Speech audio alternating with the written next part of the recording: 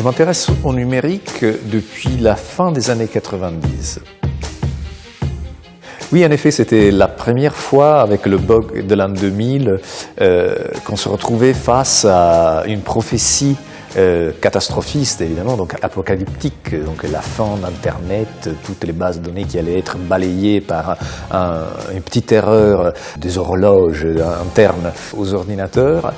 Et donc cette catastrophe qui n'a pas eu lieu était un bon résumé en gros, le champ de tension qu'est le numérique.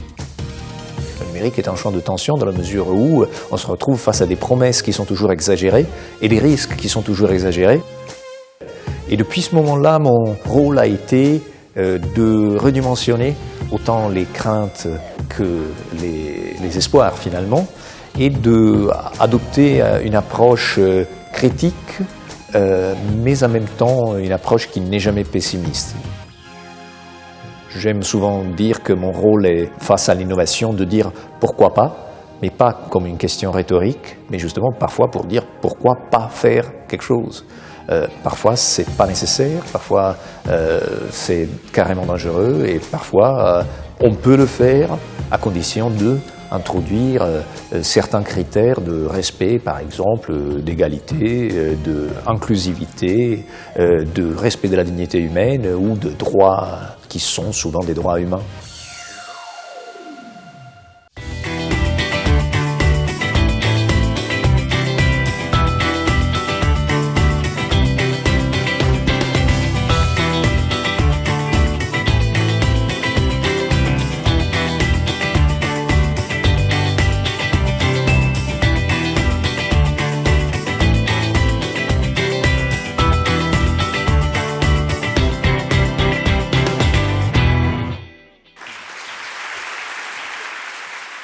Merci à vous toutes et vous tous. J'enlève ma montre et je vais me tenir aux 30 minutes imparties. Donc merci pour être ici. Et cette présentation aujourd'hui va chercher à retracer, si vous voulez, un ensemble de débats et de questions qui sont traitées dans le cadre, ou plutôt dans le domaine de la sociologie du numérique. Et j'ai décidé de dégager 3 grandes thématiques qui sont aussi 3 grandes controverses qui ont agité le domaine des études du numérique et des études sociales du numérique, et que, d'une part, font l'objet,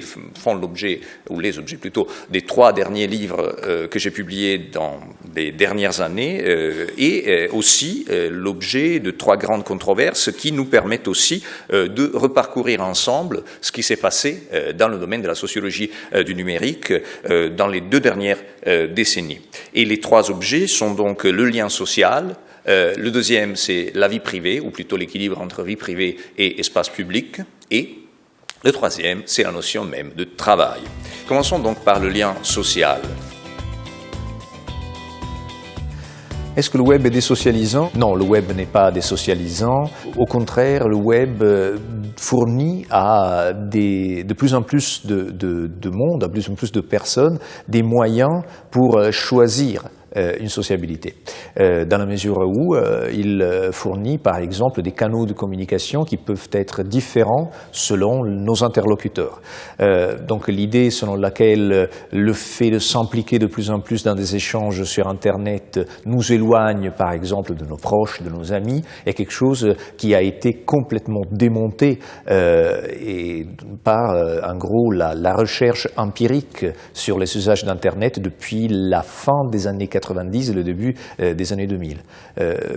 Dans mon livre « Les liaisons numériques », je relate tout un ensemble d'exemples et de cas, et surtout je parle aussi de la controverse qui avait touché un sociopsychologue américain qui s'appelle Robert Kraut, qui avait effectué des recherches auprès de familles de la ville américaine de Pittsburgh à la moitié des années 90, et ces familles avaient accepté d'introduire cette innovation absolument absolument révolutionnaire pour l'époque, c'est-à-dire avoir un ordinateur à la maison connecté à Internet avec un vieux modem 56K. Donc c'est un vieux modèle de modem avec vraiment une lenteur terrible de connexion. Et ce que Robert Kraut et son équipe avaient remarqué est que les gens qui s'impliquaient davantage dans des contacts sur Internet tendaient à négliger leurs contacts en face à face avec leurs proches et leurs familles surtout. Et ils en avaient tiré la conclusion que c'était en gros, il existait donc une corrélation entre l'usage d'Internet et désocialisation. Le problème est que quelques années après, la même équipe est revenue à enquêter sur les mêmes familles et ils ont remarqué que cet effet désocialisant avait disparu. Les gens avaient repris à parler avec leurs proches, avec les membres de leur famille, avec leurs amis et leurs voisins, et que donc cette sorte de désocialisation due à Internet était un effet transitoire dû au fait qu'à l'époque, ces dispositifs étaient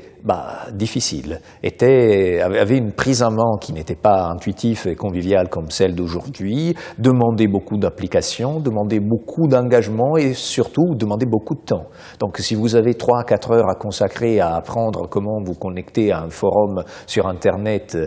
pour parler finalement avec un nombre vraiment limité de personnes, parce que c'était il y a 20 ans, finalement vous devez peut-être éviter de rencontrer vos amis ou alors vous devez dire non à une soirée et ainsi de suite. Mais c'était un phénomène transitoire dû plutôt à une courbe d'apprentissage qui était assez difficile, mais une fois franchi un certain cap, cette désocialisation disparaissait. Tout un ensemble d'autres recherches qui ont été menées par la suite ont vérifié et ont consolidé ces données et finalement montrent que nos usages aujourd'hui ne font qu'accompagner nos contacts en face à face. Et si vous d'ailleurs regardez les nouveaux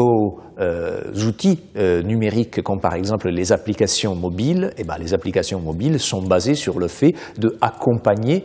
notre sociabilité en face à face, par exemple en situant la rencontre numérique dans le lieu même de la rencontre en face à face. Pensez par exemple à Tinder,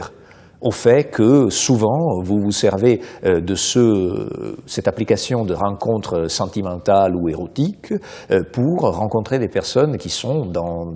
un cercle assez limité, un rayon assez limité de 1 km, maximum 5 km. C'est la plupart des rencontres qui ont lieu avec cette application. Donc cette manière de géolocaliser les rencontres, cette manière de géolocaliser les contacts sur Internet est aussi une manière de reconduire la rencontre sur Internet à la rencontre en face à face et finalement à les superposer. Ces deux sociologues canadiens, Barry Wellman et Caroline Ayton-White, qui ont insisté plutôt sur une autre approche, une autre théorie qu'on appelle celle de la multiplexité médiatique, qui en gros revient à dire que les personnes avec qui vous avez plus d'échanges en face à face et qui sont déjà à vos liens forts, autant d'un point de vue professionnel que d'un point de vue de vos contacts amicaux, par exemple, ou familiers, ou dans le cadre de votre famille, sont aussi les personnes qui ont plus de contacts avec vous en termes, par exemple, de multiplication des canaux. Le cas classique, l'exemple classique que je pourrais vous donner est les membres de votre famille connaissent peut-être votre numéro de téléphone, votre adresse mail, votre contact sur Facebook, ce qui parfois devient assez problématique, et aussi dans certains cas vous suivent sur Twitter et sur Snapchat, alors que, par exemple, votre patron a tout au plus votre adresse mail. Et donc la multiplication ou la limitation des canaux et des moyens de contact est effectivement une manifestation du fait qu'il y a une énorme continuité entre les échanges en face à face et les échanges médiatisés par les technologies de la communication et de l'information. Donc le premier message est que, à la suite de ces controverses, de ces débats dans le contexte, dans le domaine de la sociologie numérique, on peut dire que les structures sociales sur Internet ne remplacent pas, mais épousent les structures sociales en face à face. Ceci, évidemment, nous met face à une autre question, la question d'avoir constamment une connexion et une communication en place avec des personnes qui, par exemple, sont très éloignées de nous et de notre quotidien. Donc le fait, par exemple, en 2010, le moment où cette enquête a été menée, d'avoir encore des contacts avec des personnes qui remontent à 2 décennies avant. Et donc, du coup, la question aussi de l'hyperconnexion, qui semble aussi nous permettre un passage vers la deuxième thématique et aussi la deuxième grande controverse qui a agité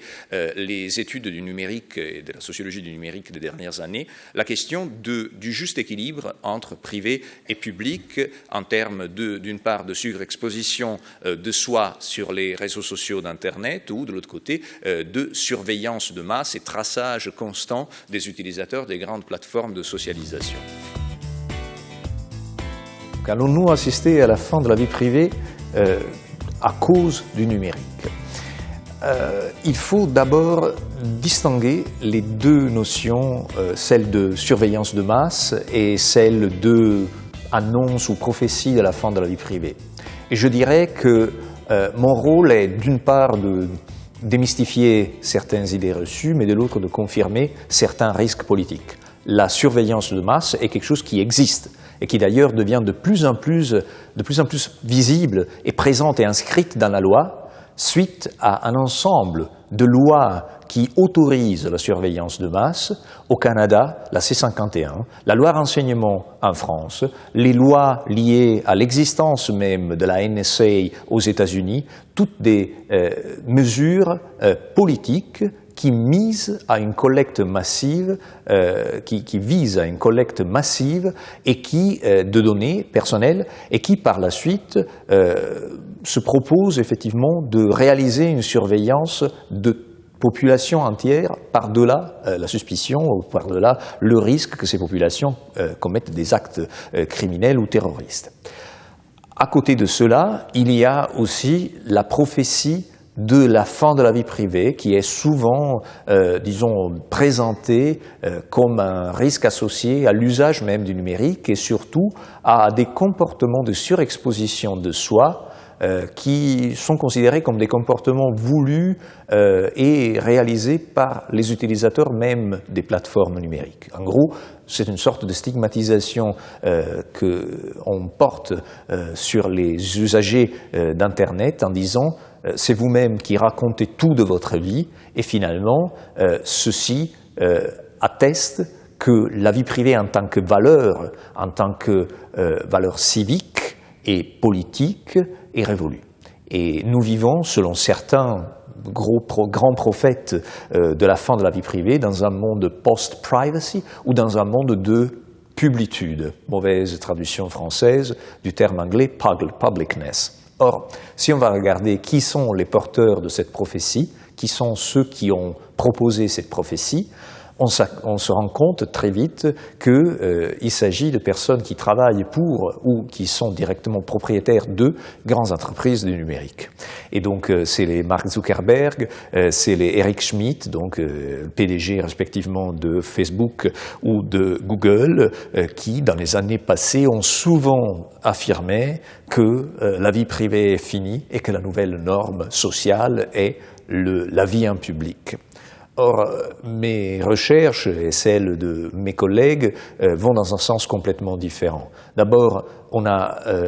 une énorme masse de données qui montre que face à des choix en termes de design et de politique d'accès aux plateformes de Facebook, Google, Amazon et compagnie, qui cherchent constamment à mettre un public par défaut des données personnelles, face à ces agissements des plateformes, les usagers cherchent à se surprotéger. Selon une étude menée par Fred Stutzman et Alessandro Acquisti sur une population certes spéciale, donc d'étudiants de la Université Carnegie Mellon aux États-Unis, on a remarqué que sur la même période, plus ou moins, c'est-à-dire entre 2005 et 2011, on a de plus en plus d'utilisateurs qui décident de cacher des informations qui auparavant étaient par exemple disponibles au grand public. Ce que vous remarquez est que selon cette étude, entre 2005 et 2011, donc la même période concernée par les choix de Facebook d'ouvrir son service et les données de ses utilisateurs, les utilisateurs décident par contre de fermer, donc de soustraire au regard des autres et surtout des data miners d'Internet, des informations qui sont considérées comme des informations sensibles. Face à ces agissements des plateformes, les usagers cherchent à se surprotéger, c'est-à-dire ils réalisent une compensation en termes de recherche de confidentialité qui parfois passe par le fait de s'initier et devenir particulièrement expert avec le paramétrage de confidentialité de leur propre compte ou de leur propre profil. Et dans d'autres cas, ces utilisateurs passent aussi par la mise en place de stratégies informelles qui sont souvent même des stratégies illégales, comme par exemple des accès anonymes ou la cryptographie ou le fait de passer par ce qu'on appelle souvent le dark web d'une manière extrêmement menaçante ou par des réseaux de recherche ou d'accès à l'information comme Tor, qui est un réseau en gros d'informations chiffrées qui vous permet de naviguer d'une manière plus ou moins anonyme. Or, par-delà l'effectivité et l'efficacité même de ces méthodes, il y a une intention qui se dégage et surtout une intention qui se manifeste de la part des utilisateurs de protéger leurs données personnelles, de se soustraire au traçage et finalement de rechercher un espace d'autonomie qui soit capable effectivement de faire en sorte qu'Internet soit encore aujourd'hui un lieu d'expression de soi, un lieu d'expérimentation, un lieu de partage, par-delà le fait que les plateformes numériques cherchent constamment à récupérer ces données pour en faire commerce. Parce qu'il y a derrière une structure commerciale, un véritable système de surveillance commerciale, de capitalisme de la surveillance finalement, qui a besoin de se nourrir constamment des données des utilisateurs pour pouvoir revendre ces données utilisateurs à des régies publicitaires, parfois à des coursiers en données, ce qu'on appelle les data brokers, ou parfois même à des gouvernements qui s'en servent à des fins de surveillance de masse. Et donc, de ce point de vue-là, malgré les menaces qui pèsent sur notre vie privée, la question est que chacun d'entre nous est, dans notre quotidien, engagé dans une recherche, dans une véritable quête de protection de sa sphère privée. Mais ce qui a changé par rapport au passé est que l'interprétation même de la vie privée et de la privacy et du droit à la vie privée a changé radicalement par rapport au XIXe siècle. Nous ne vivons plus dans un monde pré-Internet, le monde dans lequel était encore valable la règle de la loi anglo-saxonne de right to privacy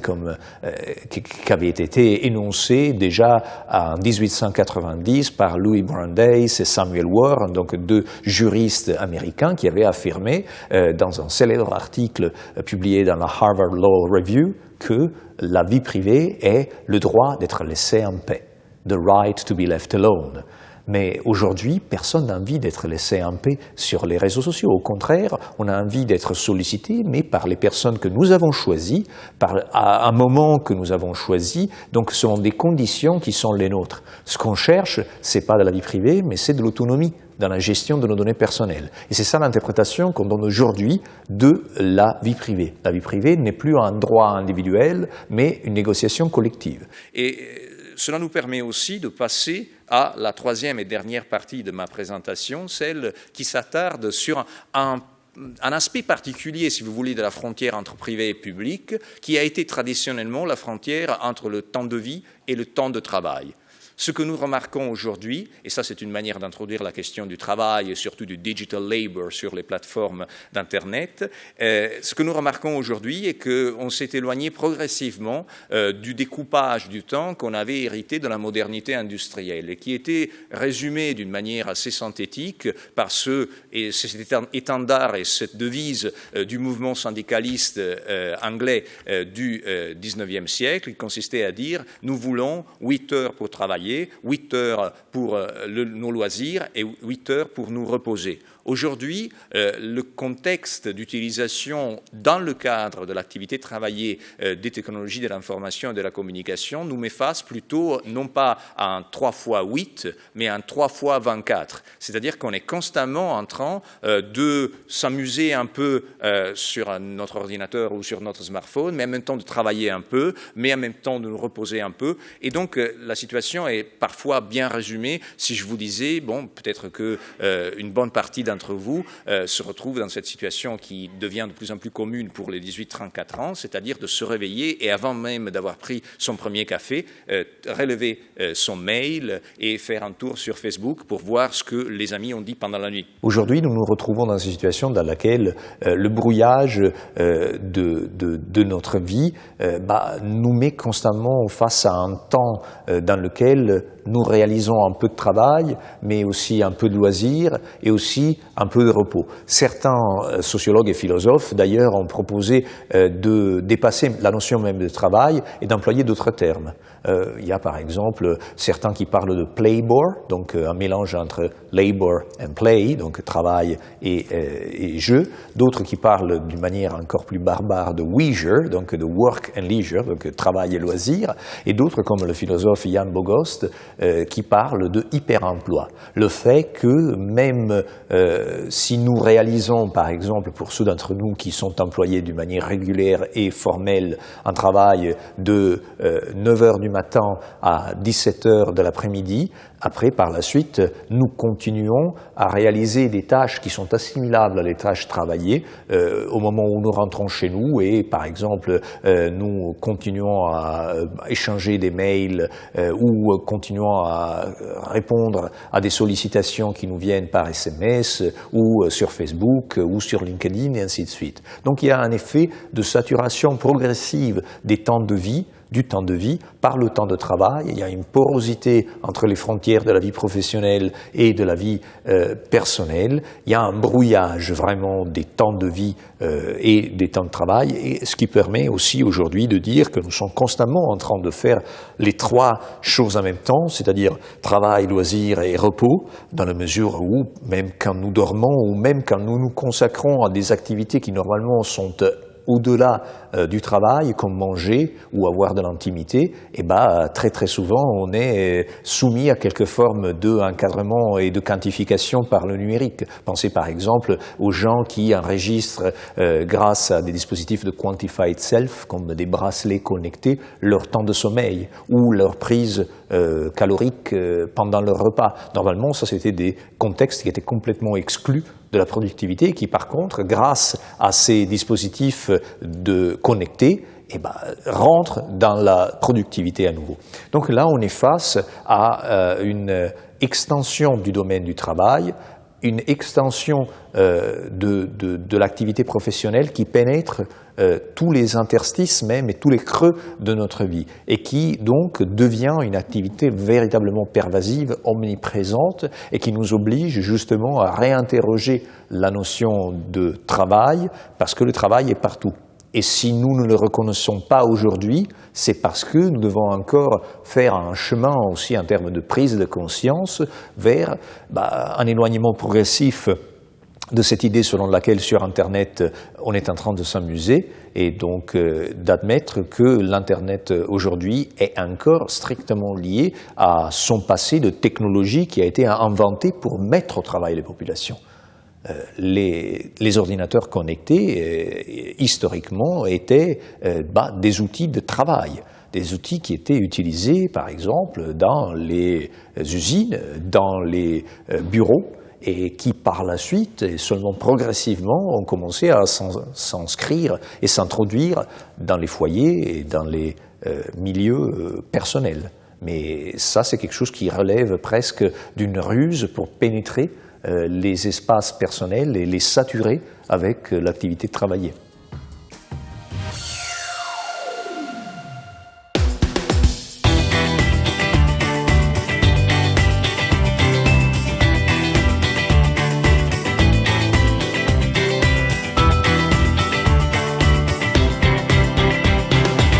Est-ce qu'il existe des lois en sociologie? C'est une vieille question.